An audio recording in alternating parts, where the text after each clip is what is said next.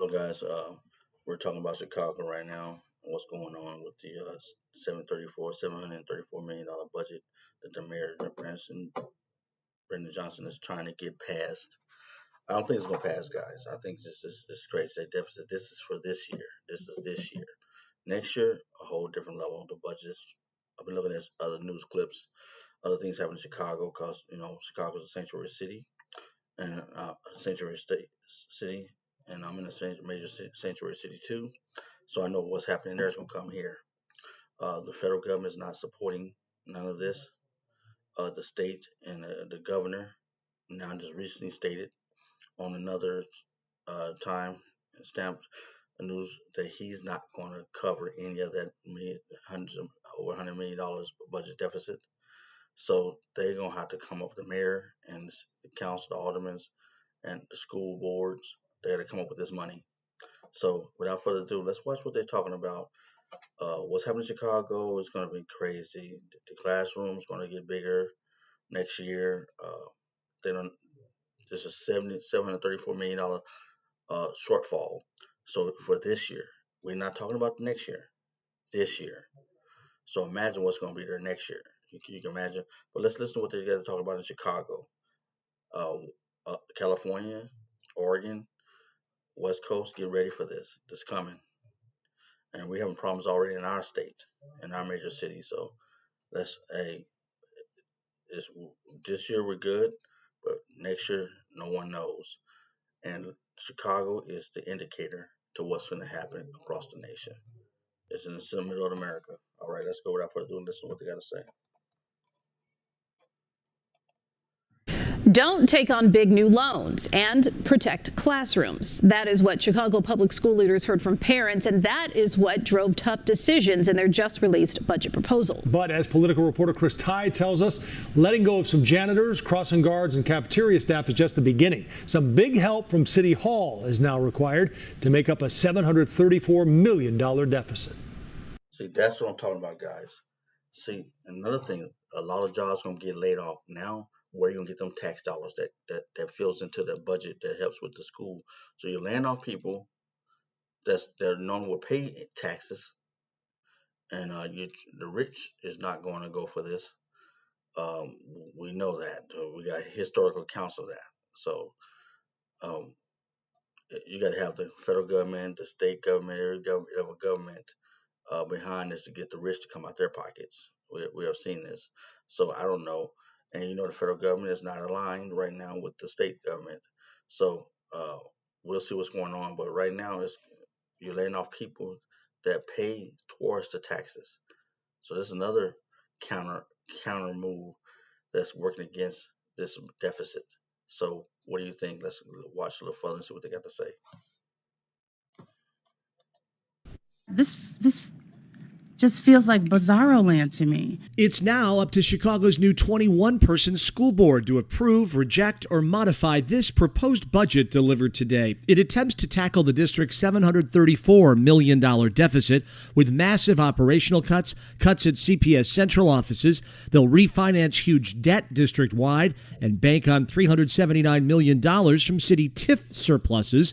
That's tax money raised from revitalizing blighted areas that require city council approval. In what political reality world do we believe that a city council that does not like to give up their TIF money anyway, that we're going to get 26 votes to give us $379 million? Not in the plan was the controversial short-term high-interest loan Mayor Johnson had pushed so hard for, it led to the ouster of former CPS CEO Pedro Martinez, pressure that also led to the resignation of all school board members last fall. See, right there, guys, this mayor, he laid off his basically his like a king sitting with his knights and his councilmen. And Chicago's going to go war against the deficit. He laid off critical members that even all his roundtable knights resigned. It was like, you're not a leader. That's just a sign of it. They all resigned around the same time. And now he had to replace all these positions with people that do not know what's happening in the city of Chicago at that level. So these are all new people they probably replaced. If he did replace them, uh, what's going on in Chicago, man? It's going to hit hard this year and the following year, 2026, 2027. Get ready, guys. It's going to be what we see here in Chicago is come across the country, east and west. So get ready, get ready, get ready. Let's listen to what's going on. Continue to listen to what's going on.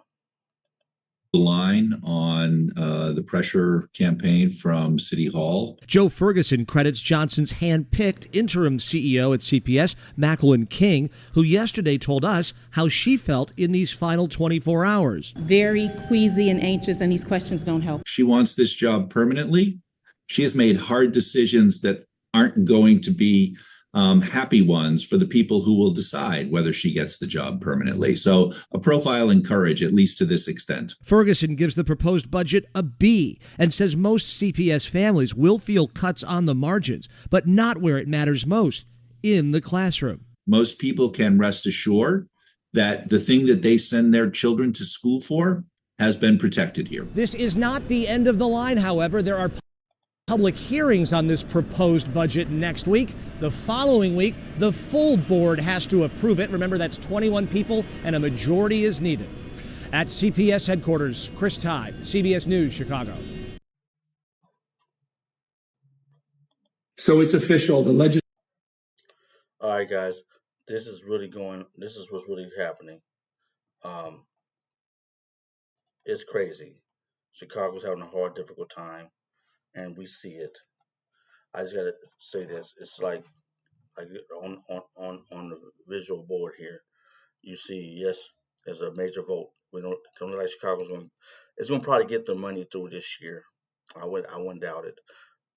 It's going to be a struggle. It's going to be a lot of other moving parts that's happening in the city of Chicago. But this is just for this year. What about next year? We're going to see a lot of turbulence, and what's happening in Chicago, you're going to see across the nation. I'm saying it right now. The governor of Chicago has actually said he's not going to support a portion of that revenue at all, the budget plan. He's not going to support it. He said send it through someone else. So with all the struggles, with everything that's happening, they might get through this year. It's a possibility. I hope so, because we don't want to look at none of the American kids get caught up in the landfall, the pitfall.